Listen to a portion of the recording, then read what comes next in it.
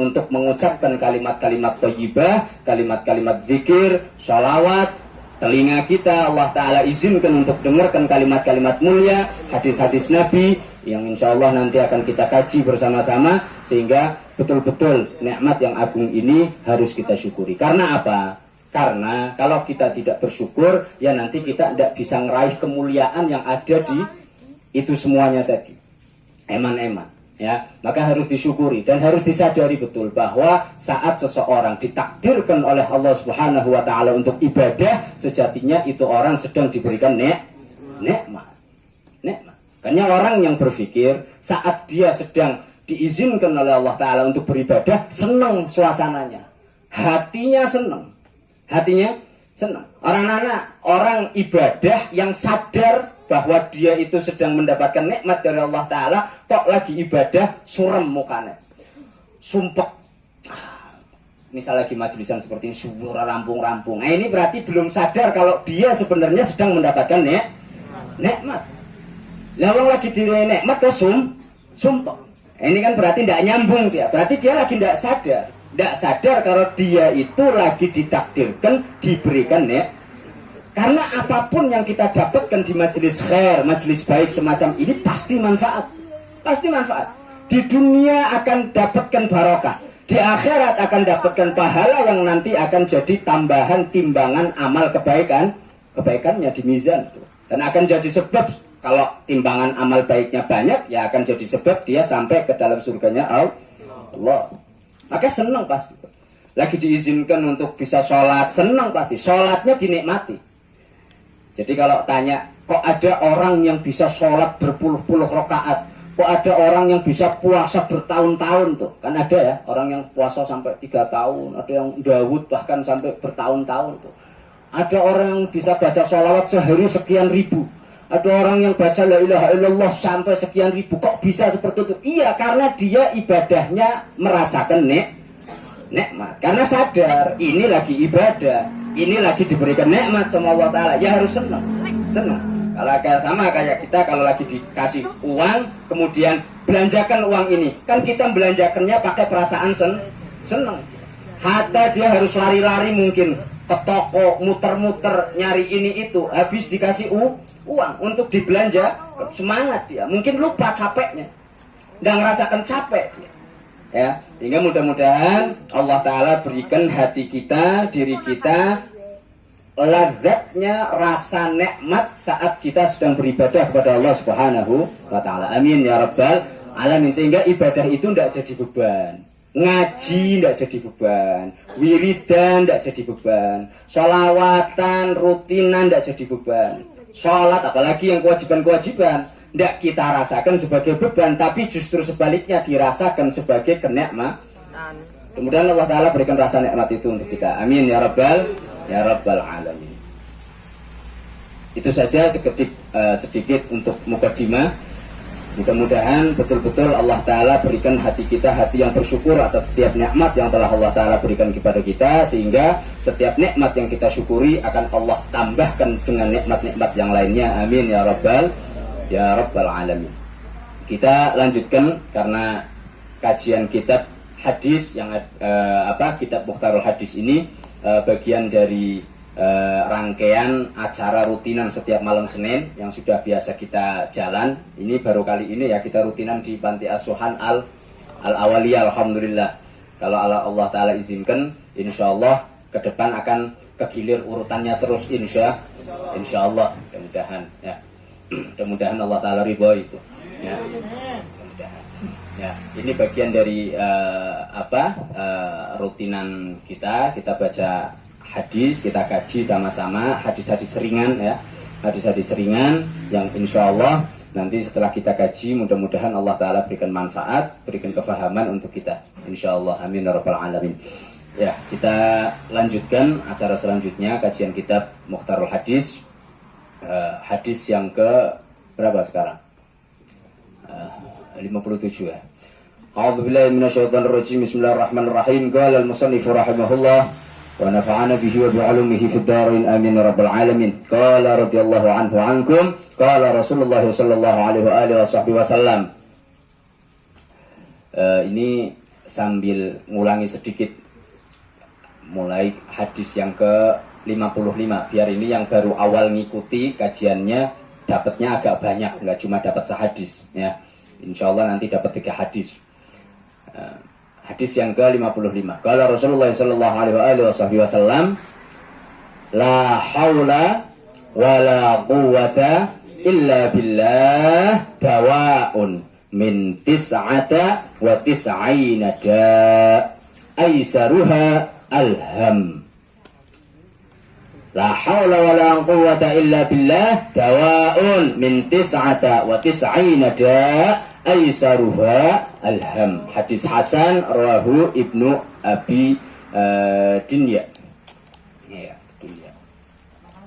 Hadis yang ke-55 telah bersabda Rasulullah sallallahu alaihi wasallam, la haula wala quwwata illa billah. Kalimat la haula wala quwwata illa billah atau biasa disebut singkatannya tuh kalimat hauqalah.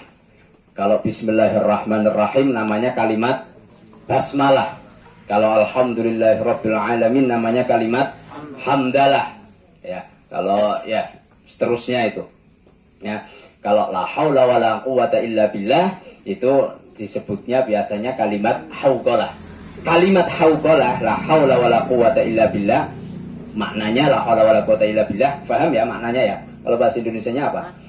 Tidak ada daya upaya dan kekuatan kecuali atas izin Allah ya, kalau bahasa Indonesia. La haula wala quwwata, kalau tafsir maknanya la haula, tidak ada apa? Tidak ada daya yang mampu menahan seseorang dari keburukan.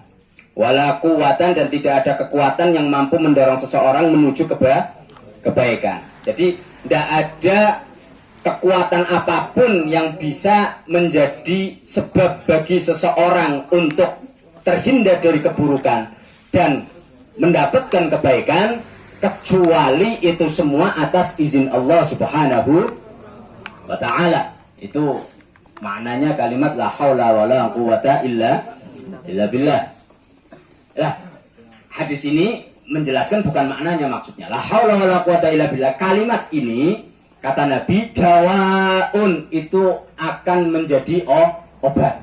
Dawaun sebagai obat min tis'ata wa tis'in, dari 99 penyakit.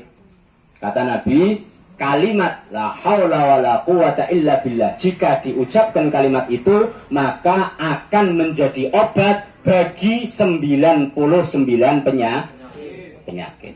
Penyakitnya apa? Tidak dirincikan di sini. Tapi yang jelas ini adalah penyakit batin. Mayoritas adalah penyakit batin.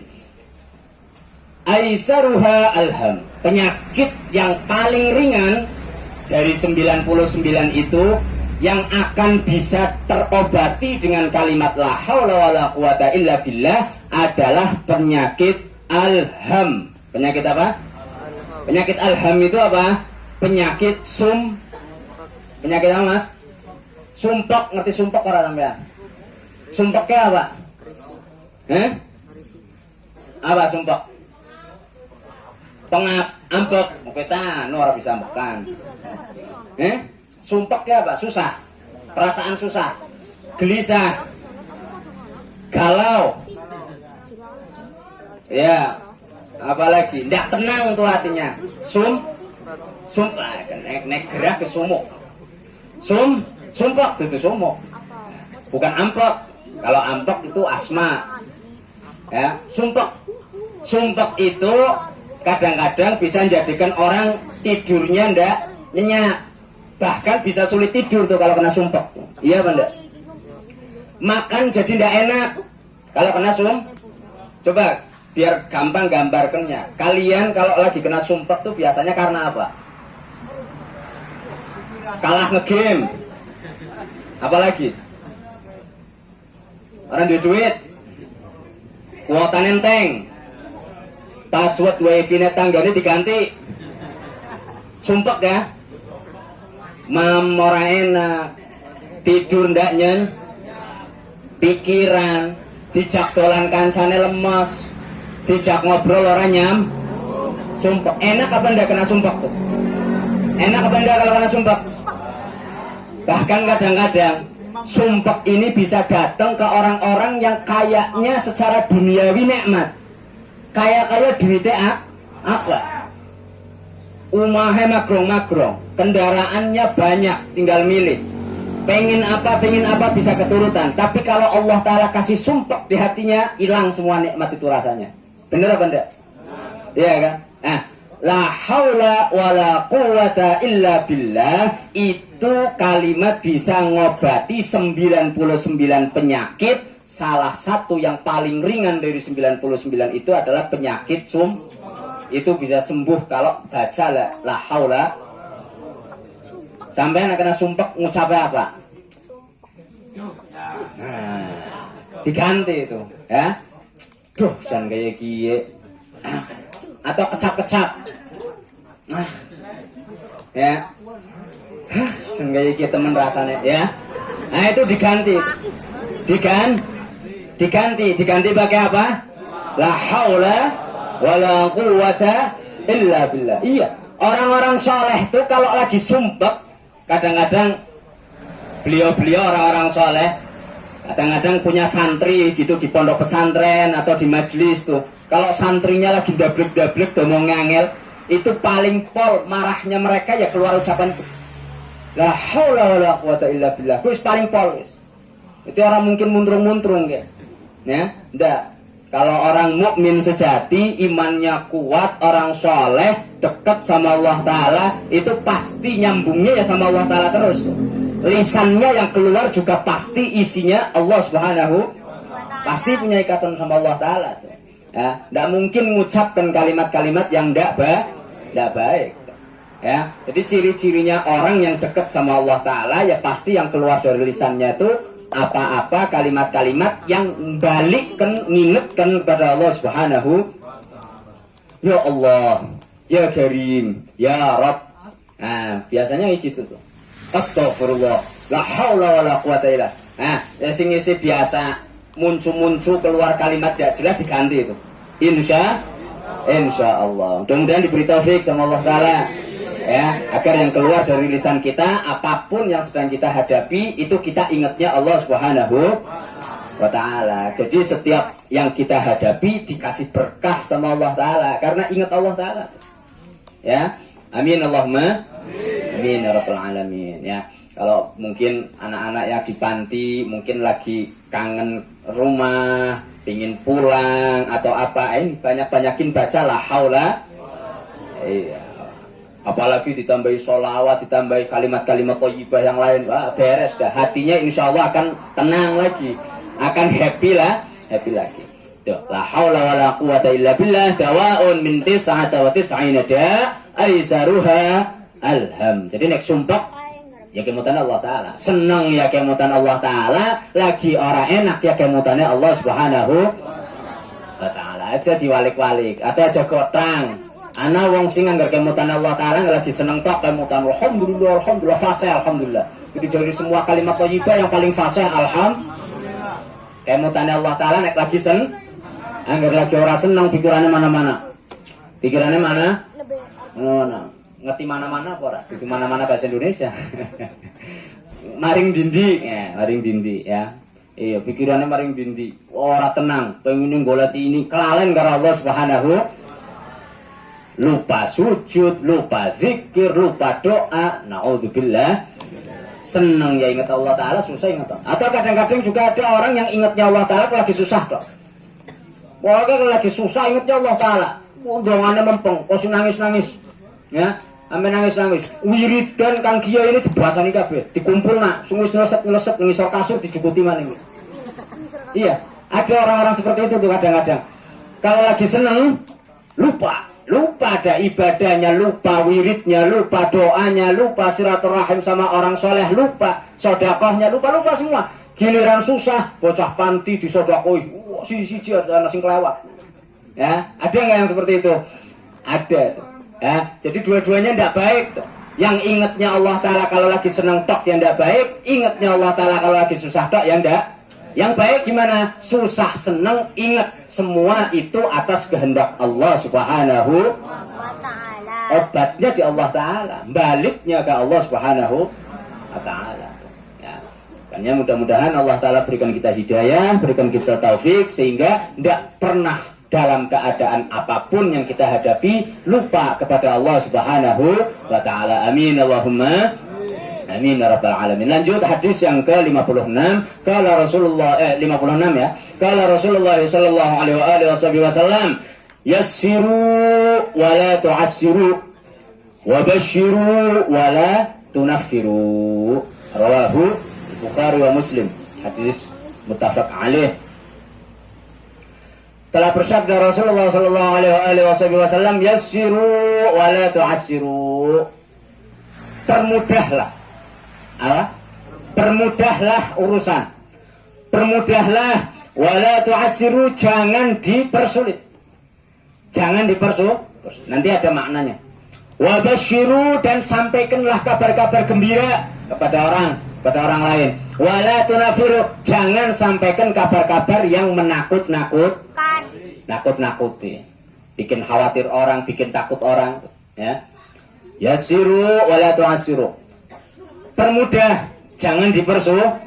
Ini maksudnya, khususnya dalam hadis ini adalah yang dimaksud saat kita sedang berurusan dengan orang lain yang seneng bikin hal yang kita hadapi bareng sama orang itu dibikin yang mudah. Gampangnya iki, dadi wong ki sing kepenak. Nah, paham ora? Sing kepenakan aja sampai naudzubillah. Jangan sampai kita disifati sama orang lain di sekitar kita aja urusan karo kae angel. Ada orang-orang, ada apa enggak orang yang disifati seperti itu? Ada ya. Mas, mau jaluk turung sampai ke maring fulan, gigi. Enyo kon nyampe kena karo kae, mending ngomong karo tembok. Ngapa sih? Angel. Wonge senenge ngangel-ngangel urusan. Ngangel-ngangel hal. Apa bae digawe angel. Ya. Ini makna salah satu makna hadis ini maksudnya seperti itu. Jangan sampai kita senang mempersulit urusan, khususnya saat urusan dengan orang lah. Hablum minan nas maksudnya. Hablum minan nas. Atau bisa juga dimaknani, misalkan ada di antara kita tuh misal teman atau keluarga yang lagi ingin berusaha untuk taqarrub ilallah. Lagi pengen tobat, mikine sering tinggal sembayang, lagi merek maring dewek kepengin sembayang. Mikine terjerumus ning maksiat, lagi kepengin mentas kang maksiat. Kalau ada orang seperti ini minta bantuan kita, yang pertama harus kita sampaikan adalah hal-hal yang membuat dia senang. Hal-hal yang membuat dia tenang. Aja lagi nembe-nembe njaluk tulung direwangi tobat, malah Kang cokan kayak gini ya, bahaya neraka gue. Nah ya boro-boro Arab sudah tobat, akhirnya malah orang sih, karena merasa mau tobat itu susah. Kan tobat, kudu mandi kembang 7 rupa, terus kan maring kali serayu, nyeluk ping 7, lah kesing di urusannya. Ya, misalkan, ya, akhirnya orang jadi tidak tertarik dengan kebaikan. Yang tadinya pengen mentas jadi nggak jadi itu. Ya, ada temen yang minta diajari biar sholatnya baik, sholatnya bagus, diurut dari yang paling gampang, yang paling mudah disampaikan pelan-pelan tuh. Ya, dan semua itu memang butuhkan ilmu. Makanya kita kalau dimintai sama teman, misal aku pengen anuk lah beres ibadahnya, kalau kalian ngerasa tidak cukup ilmu untuk ngarahkan, carikan ustadz, carikan orang yang bisa ngarahkan, biar jangan sampai justru malah nyesatkan tuh. Ini orang pengen tobat, njaluk tulungi ente, malah dadine orang doyan karo keapikan. Bahaya itu ya, nanti malah kita jadi sebab orang jadi jauh dari kebaikan. Auzubillah min dzalik. Jadi yassiru wala tu'assiru itu adalah maksudnya biar jangan sampai kita menjadi sebab orang yang tadinya mau condong ke kebaikan justru malah jadi ndak mau, gara-gara kita senang mempersulit.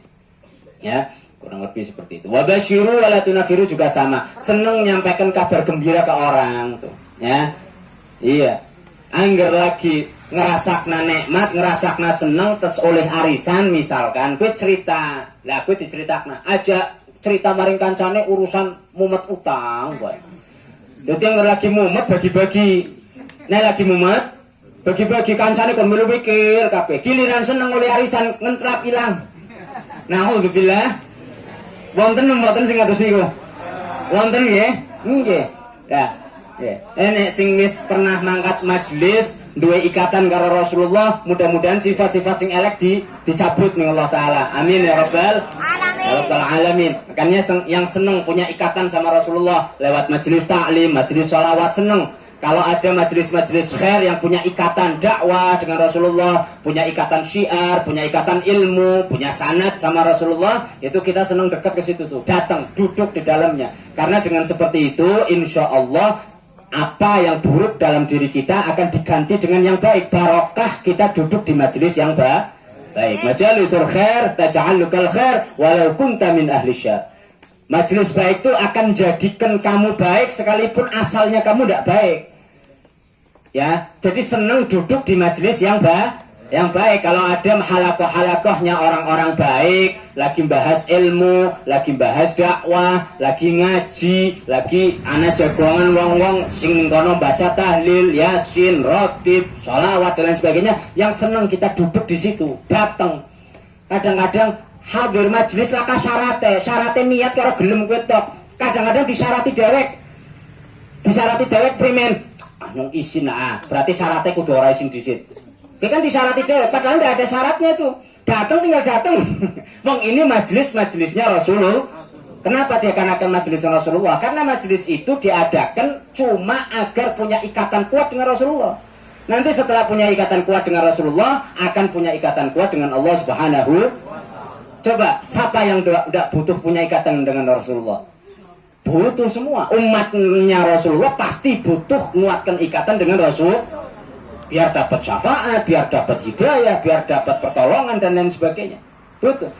Nah, kadang-kadang kita itu suka ketipu dengan hawa nafsu, tertipu dengan setan. Mau deket ke halakoh, ke lingkungannya orang-orang baik, nang setan dine syarat pirang-pirang.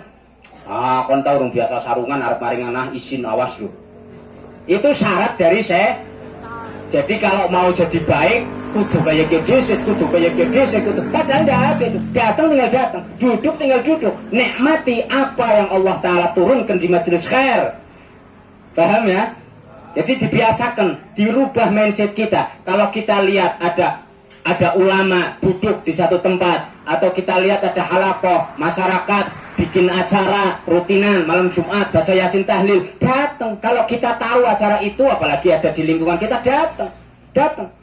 Karena majelis-majelis seperti itu ada ridhonya Allah Taala di situ, ada rahmatnya Allah Taala di situ, ada nadrahnya, ada perhatiannya Allah Taala di situ. Majelis dibacakan kalimat-kalimat khair, kalimat-kalimat baik. Kita butuh majelis-majelis semacam itu. Karena apa? Dalam kehidupan kita lebih banyak tempat untuk kita duduk itu tempat-tempat yang tidak ada manfaatnya. Itu lebih banyak.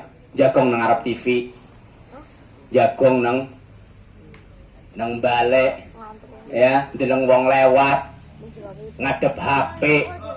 Iya bora. Gini apa mboten? Iya lah, ngaku orang ngaku konangan kurang lebih kayak kue kita orang. Nggih.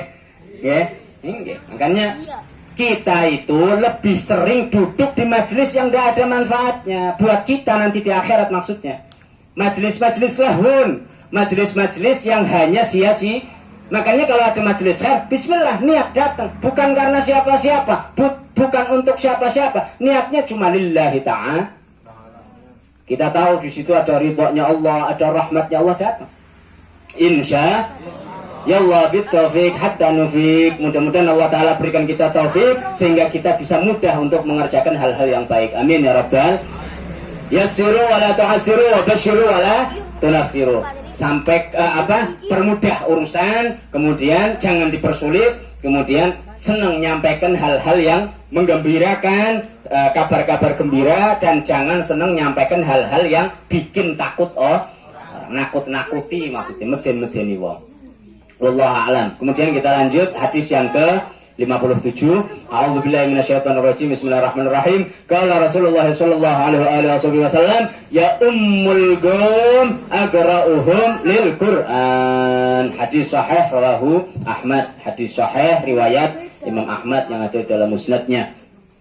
Kalau Rasulullah sallallahu alaihi wasallam telah bersabda, Rasulullah sallallahu alaihi wasallam, ya ummul qum aqra'uhum lil Qur'an. Yang ngimami satu qom itu aqra'uhum lil Qur'an. Ini kata Nabi, ya ummul qum aqra'uhum lil Qur'an. Yang menjadi imam bagi satu kaum hendaknya seseorang yang paling baik bacaan Al-Qur'annya, kayak gitu kurang lebih. Ya, ini terjemahannya seperti itu. Hendaknya yang menjadi imam, yang menjadi pemimpin, ini dalam hal ini khususnya dalam hal sholat jamaah. Hendaknya yang menjadi imam dalam satu kaum, dalam sholat jamaah khususnya, itu adalah orang yang Qur'annya paling baik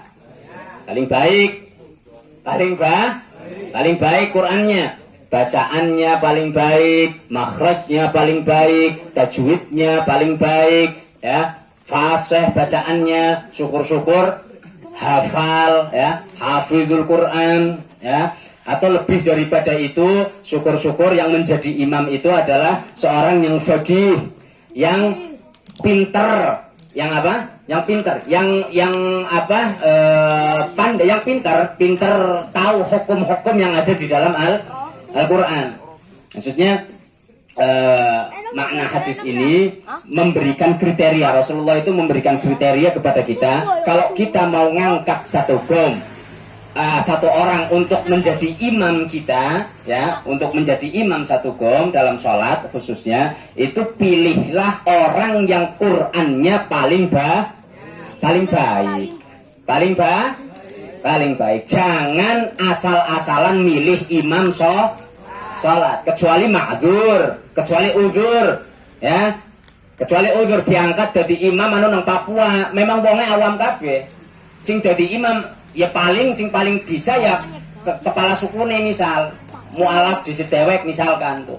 Ya wis makhraje seadanya, baca Qur'annya seadanya, ma'dzur namanya. Atau satu lingkungan memang enggak ada orang yang faqih Al-Qur'an, yang baik bacaan Al-Qur'annya, ya sudah ma'dzur. Tapi kalau di satu tempat, satu lingkungan ada orang yang bacaan Qur'annya paling baik atau pemahaman terhadap Qur'annya baik, pilihlah orang seperti itu untuk menjadi imam. Aja sing donasine paling akeh dedekne imam.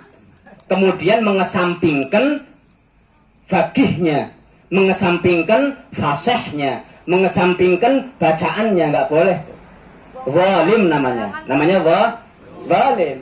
Karena apa? Bahaya. Posisi imam ini bisa bahaya kalau sampai bacaan Qur'annya ndak baik, suarane blero-blero, bacane ora jelas. Sedangkan ada di antara kaum itu orang yang fasih, ada yang suaranya bagus, bacaannya bagus, ahli Al-Qur'an misalkan. Ada, tapi dipaksakan orang-orang yang bukan ahli Quran dijadikan imam cuma karena hal-hal yang lain. Yang lain, ya, itu bahaya bagi si imam yang keadaannya seperti itu. Karena di riwayat yang lain, ya, di kitab ini juga ada disebutkan bahwa salah satu yang menjadikan bisa menjadikan sebab sholat seseorang tidak diterima oleh Allah Ta'ala, bahkan satu jengkal pun di atas kepalanya, adalah rajulun amma qauman wahum lahu karihun. Seorang laki-laki yang menjadi imam bagi satu kaum, sedangkan makmumnya mayoritas orang seneng maring imame, suarane blero, groyoken, delat-delat watuk. Misalnya ini misalkan ada yang keadaannya seperti itu, maka kasihan posisi imam ini. Kalau sampai mayoritas makmum yang grundeng, sholatnya imam tidak bakal diterima oleh Allah Ta'ala satu jengkal pun di atas kepalanya, jika keadaannya tidak uzur. Nek memang anane kwetok ya kelas, memang adanya itu. Tapi kalau ada yang lain, masyarakat tahu, makmumnya tahu, banyak yang lebih afdol sebenarnya, banyak yang bisa jadi imam sebenarnya, lebih alim, bacaannya lebih fasih, tapi dipaksakan sing dadi donatur paling banyak terjadi di masyarakat kadang-kadang tuh. Kadang-kadang di masyarakat awam, karena duitnya paling akeh jadi donatur masjidnya atau musolanya, sehingga dipaksakan. Orang pernah ngaji, ndak paham syarat rukunnya sholat, ya, bacaan Qur'annya orang genah, ya, baca shot karo shin karo shot orang anak bedane misalkan, ya, padahal hurufnya beda, makhrajnya berarti beda itu. Sin karo fa laka bedane, fa karo sin pada baik misalkan tuh. Apa mana sing luwih parah, tak karo ba bisa bedakna. Ya, ada itu kadang-kadang. Cuma karena anaknya donature, atau karena donaturnya, atau karena anaknya fulan, atau karena keluarganya fulan, atau karena ini, karena itu, yang sebenarnya tidak ada hubungannya dengan syaratnya seseorang untuk menjadi seorang imam, dipaksakan posisinya. Itu tidak boleh, ya. Makmumnya kalau sampai membiarkan hal itu terjadi, maka boleh, kesian imamnya. Atau sebaliknya, imamnya tidak tahu diri, tidak tahu sebenarnya. Banyak alumnus pondok pesantren misalkan, ya, alumnus pondok pesantren banyak, alim, faqih, bahkan hafid. Kan dalam syariat kita diajarkan, dalam fikih itu diurutkan orang-orang yang kriteria-kriterianya ini memenuhi untuk menjadi imam, diurutkan, bahkan tuh ada urutannya. Yang jelas yang utama adalah yang paling faqih. Faqih itu yang paling memahami Quran, yang paling memahami syarat rukunnya sholat tuh. Itu yang paling diutamakan tuh. Nanti kalau itu tidak ada, baru diurutkan ke urutan ke bawahnya tuh, ya. Ya, kadang-kadang ada juga keadaan kriteria ini kan ada orang tahu tuh, ya, ada salah satu kriterianya itu sing wis bojo luwih afdal ngimami daripada sing urung bojo. Ada memang kriteria itu, tapi itu urutan keberapa itu? Urutan iso, yang di atas banyak kriteria-kriteria yang harus diurutkan dari atas, yaitu tadi yang faqih, yang fasih, dan lain sebagainya. Itu dilompati kabeh langsung wis kan isin nom urung bojo, dadi luwih afdal sing wis bojo, wis hatta groyoken ora apa-apa. Nah, ini berarti tidak memahami bagaimana urutannya seseorang mengangkat seorang imam. Satu kaum mengangkat seorang imam, atau seseorang memposisikan diri untuk menjadi imam tuh, ya. Ini bukan untuk ngecungi siapa-siapa, ini buat pemahaman kita, karena bisa jadi sing nom-nom khususnya suatu saat ada di posisi itu, ya. Karena orang-orang alim, orang-orang yang tahu ilmu itu, saat mereka menjadi imam, kemudian satu saat untune ompong, paham ompong ya. Jadi dia selama ini jadi imam, kemudian satu saat karena usia itu giginya ompong, lepas. Itu orang yang waro, orang yang hati-hati, yang alim, ulama itu, yang ulama sejati, itu kalau keadaannya seperti itu tidak mau lagi jadi imam kadang-kadang tuh. Minta diganti. Ngapurane ki aku untune wis ucul siji ki. Pasti kualitas kefasihannya turun. Jadi kefasihan seseorang itu juga bergantung dengan bergantung dengan kesehatan, termasuk dengan yang dia mulut nih, gigi, ya. Nek ana sing ora cedal, ya aja milih sing cedal, ngaruh itu. Orang-orang yang waro itu bahkan sampai untune ompong wis ora wani ngimami. Waro, hati-hati, karena takutnya ada yang lebih afdal dari dia untuk ngimami, ya. Tapi tentu ini berdasarkan pertimbangan syar'i, pertimbangan syariat, ya. Ya kalau misalkan memang uzur, memang anaknya gue ya permen maning, kelas memang adanya itu, ya memang adanya. Tapi kalau keadaannya dikondisikan sedemikian rupa sehingga yang tidak pantas jadi imam dipaksakan ngimami, itu nanti bisa jadi masalah tuh. Iya bisa jadi masalah karena yang bertanggung jawab paling utama di hadapan Allah dalam urusan salat jamaah itu yang pertama ya imamnya itu yang dilihat. Ya. Allah a'lam. Ya ummul qaum aqra'uhum lil Quran. Yang dijadikan imam hendaknya adalah seorang yang paling bagus Qur'annya.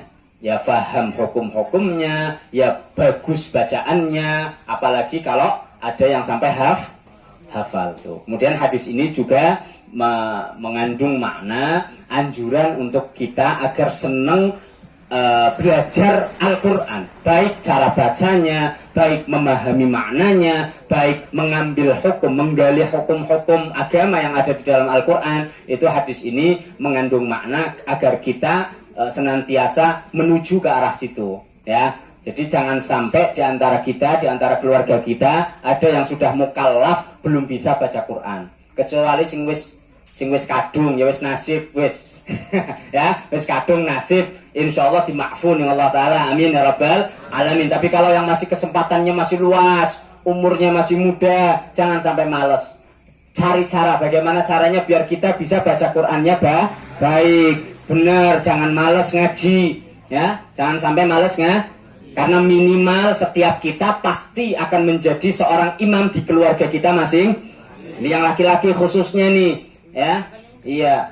Oh, wis mukallaf, tembangannya kepenginin bojo, ya, tembangannya kepenginin bojo, mak wis gede mak, anaknya mak pengen bojo ke mak, tapi dites baca Allahumma hdini be ora apal. Dah Allahumma hdini be ora apal, kok ngimami subuhan bojone karo anaknya priben.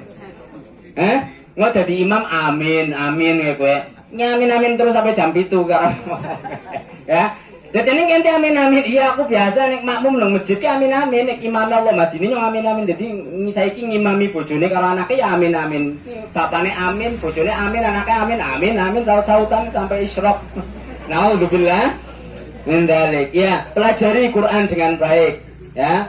Pelajari Quran dengan baik, cara bacanya, makhrajnya, tajwidnya, ya, hal-hal yang gharib yang ada di dalam Al-Quran, cara bacanya itu banyak dalam Al-Quran karena Al-Quran itu luas, ilmunya luas, kandungannya luas, dipelajari. Kalau masih yang punya kesempatan untuk mondok di pondok pesantren, mondok, gali ilmu yang ada di dalam Al-Quran, nanti balik di keluarga minimal jadi anggota keluarga yang bermanfaat, jadi keluarga yang bermanfaat untuk keluarga. Tanya, lebih daripada itu jadi orang yang manfaat untuk lingkungannya, ya, insya Allah. Ya Allah bitaufiq hatta nufiq, amin Allahumma amin ya rabbal alamin. Intinya kalau kita mau ngangkat satu imam khususnya dalam sholat, maka pilihlah yang terbaik,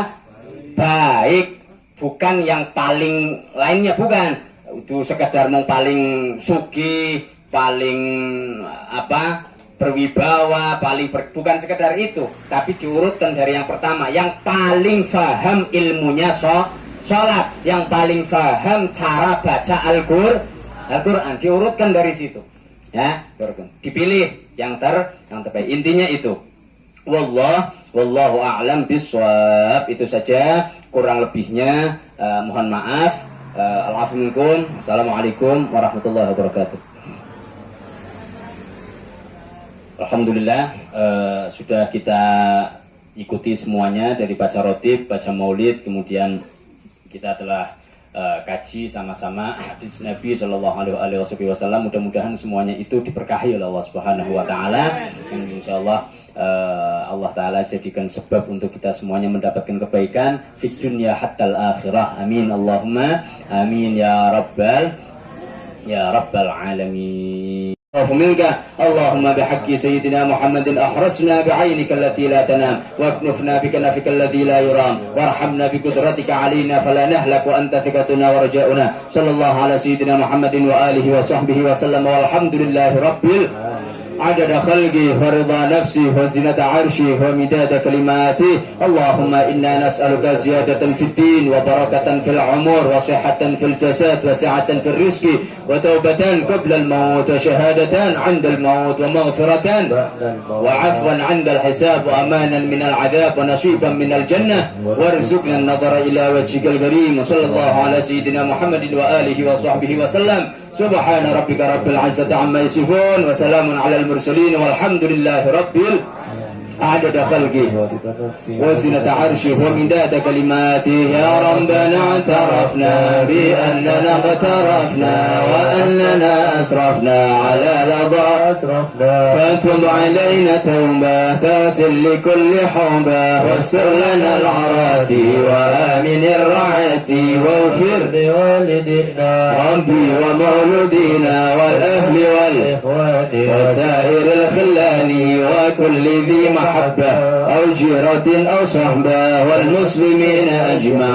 آمين رب اسمع فضلا وجود منا لا باكتساب منا بالمصطفى الرسول نهضى بكل سول. صلى وسلم ربي عليه عند الحب وآله وصحبه عداد قص صحبي والحمد للإله في البر والتناهي والحمد لله في البر والتناهي.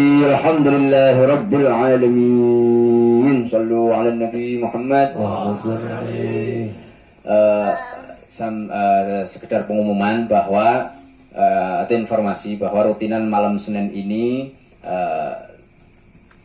majelisnya namanya Majelis Ahbabul Mustafa. Ahbabul Mustafa itu artinya pemuda-pemuda para pecinta Al-Mustafa Rasulullah Sallallahu Alaihi Wasallam. Ahbabul Mustafa majelisnya rutinannya setiap malam Senin.